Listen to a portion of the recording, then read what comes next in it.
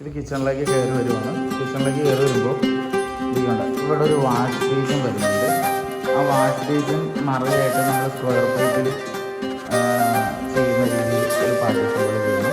വലുതായിട്ട് തന്നെ പാർട്ടീഷൻ്റെ ഡബ്ബിൽ ഇവിടെ ജസ്റ്റ് ഒരു വുഡൻ്റെ പാനലിന് ചെയ്യാൻ വേണ്ടി പാർട്ടീഷൻ ചെയ്ത് കൊടുത്താൽ ഭംഗിയായിരിക്കും.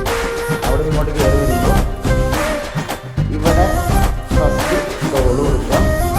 ഡോള് കഴിഞ്ഞ് ഫ്രിഡ്ജ് കൊടുക്കാം. എന്നുള്ള ക്യാബിനറ്റ് കൊടുക്കാം. അവിടെ